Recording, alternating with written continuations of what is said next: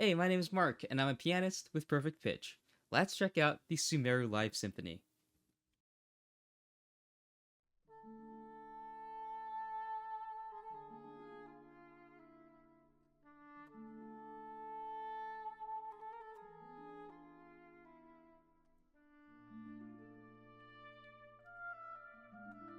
Wow, there's such a sense of wonder and mystery. Trading the motif between the different woodwinds.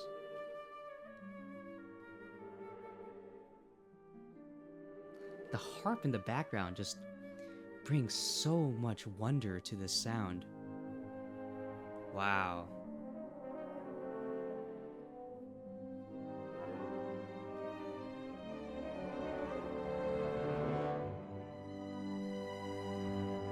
Whoa.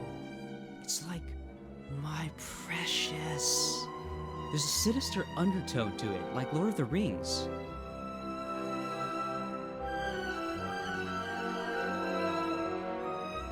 Now the violins have this motif.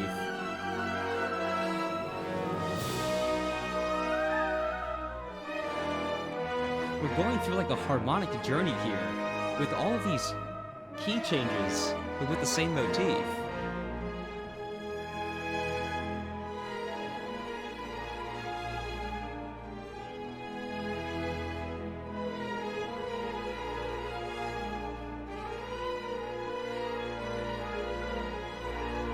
Up.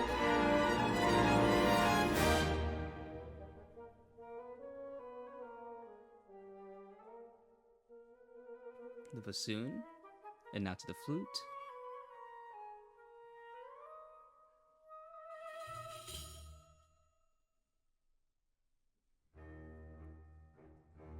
I see. So that's almost like a preamble. Oh! Saxophone in an orchestra! Rare, but not completely unheard of.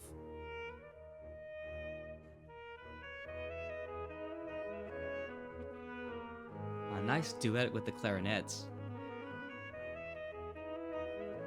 And the bass clarinet.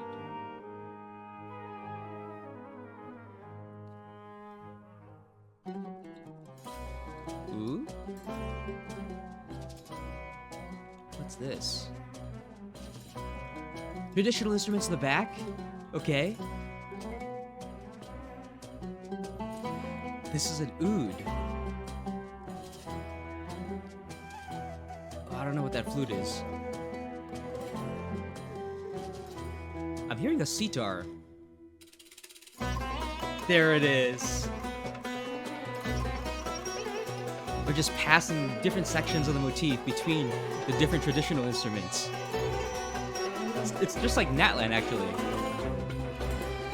And now the Western instruments get their turn as well. Wow, so much ethnic percussion.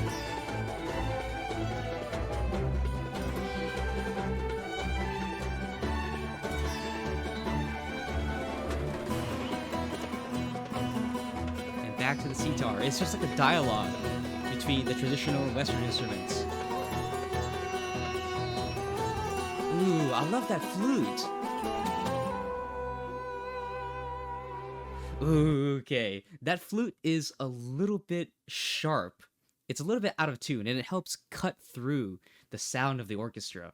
It almost reminds me of like desert winds, just like carving through the sand dunes almost. And the scale that they're using. See, normally music is written in major or minor keys, and the notes that are in these keys are determined by major or minor scales. So a piece written in the key of B major uses a B major scale. But here, we're using something called a Phrygian dominant scale, and it goes like this.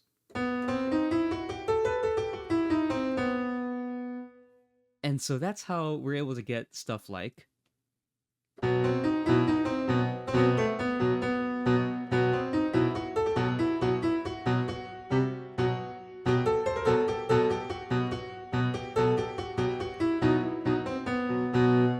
pretty cool, huh?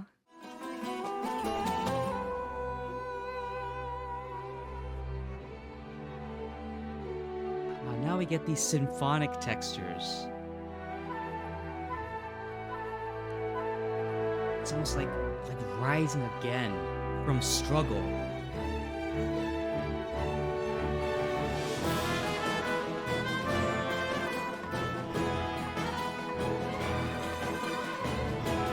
A key change, the same motif.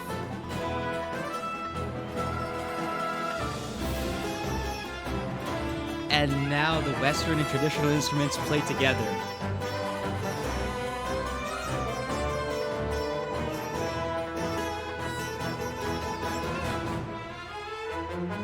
Ooh, a little cannon follow the leader effect.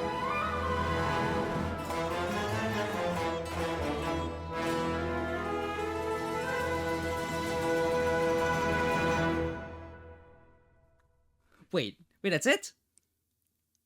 Wait. Oh my god, that's 5 minutes already. The beginning section took longer than I thought, I guess. Wow. Okay. I felt like the second half was so different from the first half. Right? Like the first half was so filled with wonder. And the constant chord changes, I mean key changes, felt like exploring different directions or indulging different curiosities. And then there was that sinister undertone underneath it all. And then the second half is like this difficult trek across, I don't know, the barren desert with like the desert winds just constantly blowing sand into your face. I'm not quite sure how to connect the two. See, normally this is the part where I cook up some story prediction based on, the language of music. But I don't know what the second half is telling me. There has to be something deeper, but I don't know. I can't think of it right now. As for the first half, if fire brings about a rebirth, and water brings a cleansing, introspection, and a revealing of truth, then nature brings you the sense of wonder, right? An exploration of your curiosities, and a cultivation of life. Nature holds many wonders, but it can also be unrelenting in its punishments, and a lot of times it's out of your control, especially if you're a stationary plant. Plants are like the perfect analogy for someone who wants to explore the world, wants to explore their environment, but has their curiosities curbed by factors out of their control, and maybe even within their very nature, that prevent them from being able to explore the world. It's ironic, and so they have to explore their environment in a very limited way, through the ground, through their root structure, or growing in a vertical line to grow taller. Like plants reach out towards the sun for ATP energy production, and then they draw their nutrients from the soil through their root structure. But if the sun is blocked by, let's say, another larger plant, or the soil has no nutrients because another larger plant is, taking all of the nutrients, or the soil is poisoned, and that could be like a sinister undertone. These are all factors out of your control, and it's within a plant's nature to be stuck in the soil. Like a plant isn't suddenly going to grow legs and start walking. No, it's stuck where it's born, essentially. The plant will just slowly wither away, or it'll just absorb the poison from the soil. And some plants have localized damage control by, shedding their leaves. But if it's like system-wide damage, then it is kind of screwed. All that is to say that I think maybe there's a character in Sumeru who wants to explore the environment and wants to explore the world, and maybe due to circumstances out of their control is unable to do so. Or maybe Sumeru's nature gets poisoned. But I don't know how that fits, unless there's like a universally binding system into that, like the life stream from Final Fantasy VII, or a world tree from Norse mythology, something that can affect lots of nature on a huge scale. Or maybe underneath the entirety of Teyvat, there's some secret, dark, sinister sauce that's just like bubbling up deep underground, waiting to be uncovered by some, curious adventurers. I don't know. I feel like I'm missing the second half. Maybe this time I cooked up dubious food.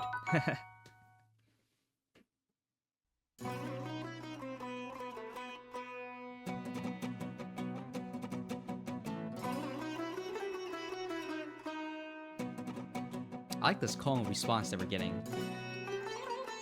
With the same traditional string instruments.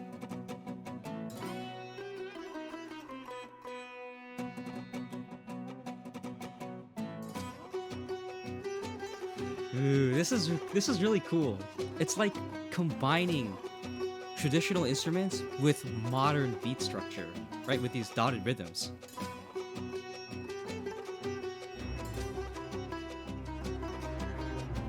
Ooh, nice string undertones.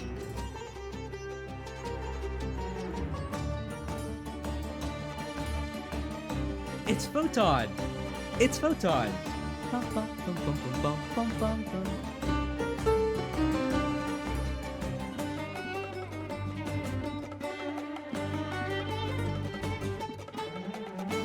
wow, the violins and cellos trading counter melodies.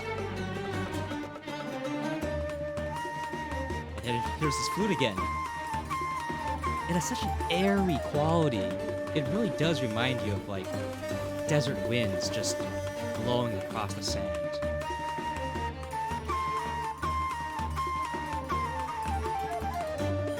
Wait a minute. Wait a minute, wait a minute, wait a minute. Wait a minute. Didn't we just hear that? Hold on. Hold on, hold on.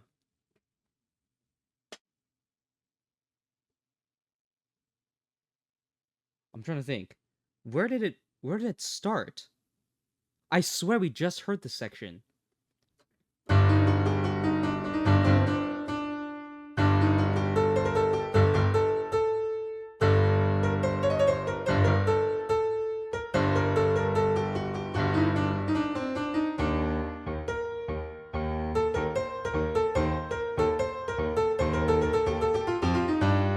Right? That's what just played. But in the previous piece, in the Sumeru main theme, it was...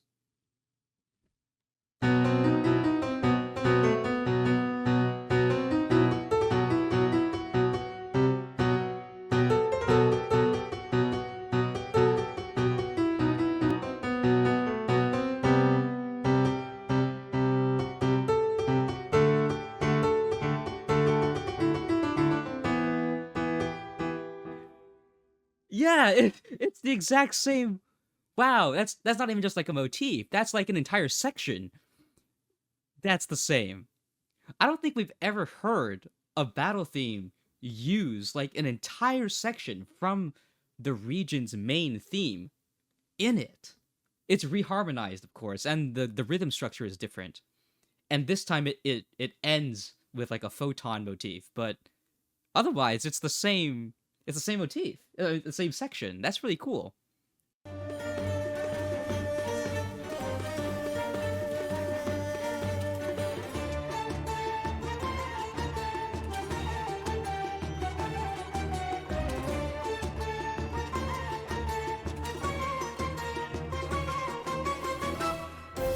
Ooh, little time signature change.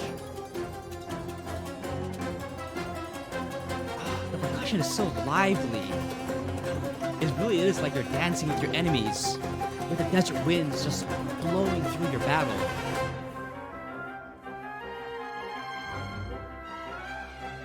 And now the Western instruments get the motif. Oh my gosh, the counter melodies are just going crazy. And now we get a variation of that motif with, again, the weird time signature. Oh, wow.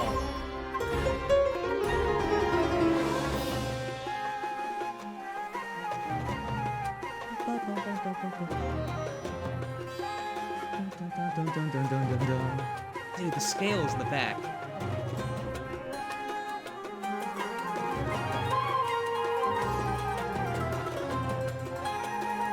Wait. Yo, that's so cool. They changed the scale. So each time we've heard this cascading line, it's been... But then, just here, they changed it. At the end, they changed it to... They changed it to Phrygian dominant. Ah, that's so cool.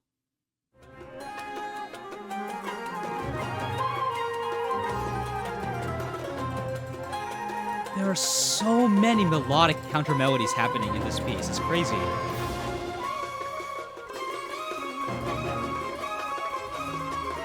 Oh, stop it! The switch to Western harmony. It's Circle of Fifths. Oh, that lady is smiling. The pauses create so much suspense. I love when instruments do that. They cut the bass away. The drums! Oh my gosh, and the violin line. What?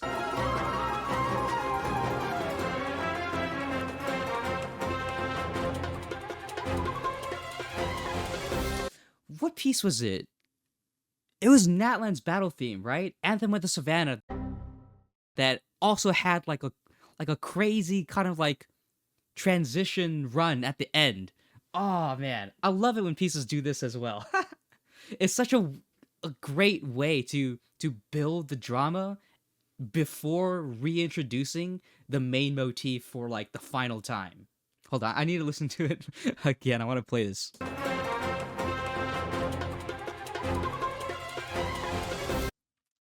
Okay, so a little tip here on how to listen to and figure out what they're playing in these kinds of like really quick sections.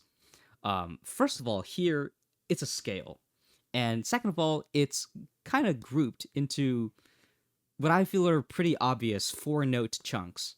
So what you want to do is you want to focus on figuring out what's the first note in each of those 4-note chunks. And that's half the battle already, because then you can just focus on what each chunk is. The first chunk is Phrygian dominant. And then the next one just goes from E to A flat. And then it's harmonic minor from here. So you put that all together.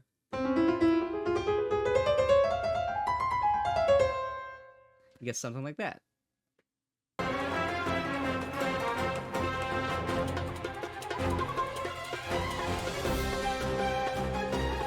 Here's the reintroduction of the main motif for what I presume is the final time. Oh, the brass is so bold.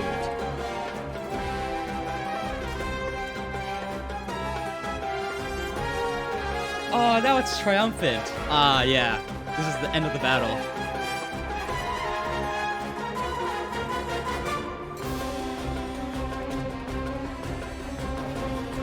There's that flute again. It's just blowing desert air. A little bit sharp, cutting through the sand.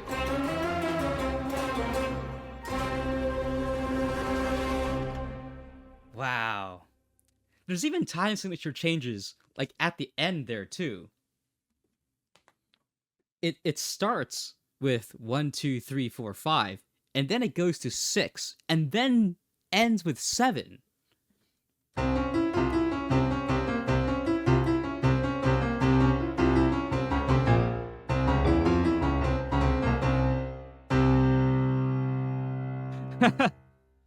Wow. I feel like so many of the newer battle themes have this feeling of dancing with your enemies. Like, how far have we come from, original Photon?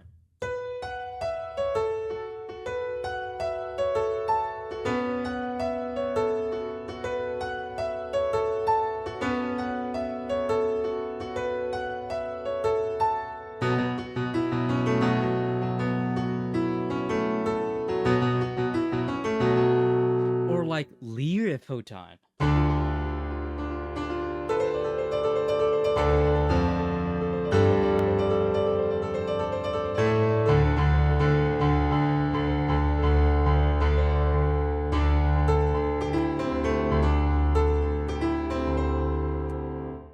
now we have.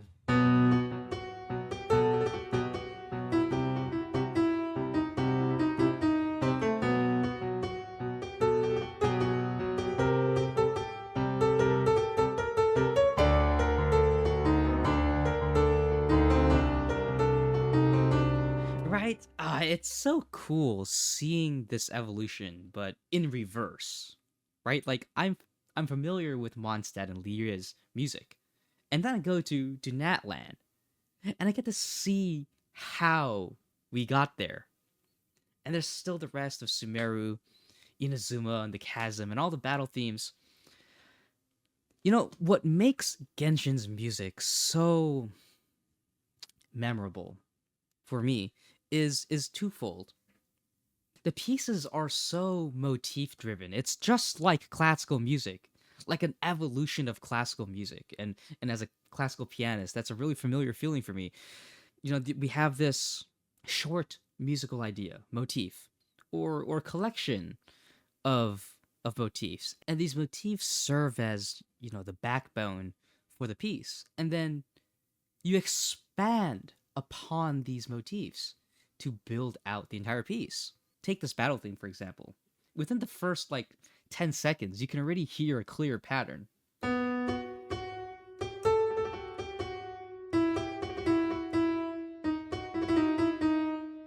Right? Like, And then second, the melodies are all so singable. Like, they're not going crazy. Like, there's not like crazy scales going up and down. It's not like suddenly super low and then suddenly like super high. They're all singable at a reasonable tempo. And they're all so melodic. There's so much substance to the motifs. You know, they're long flowing sections with multiple chords. And a lot of the times, even the same motif is reharmonized with different chords to subvert your expectations.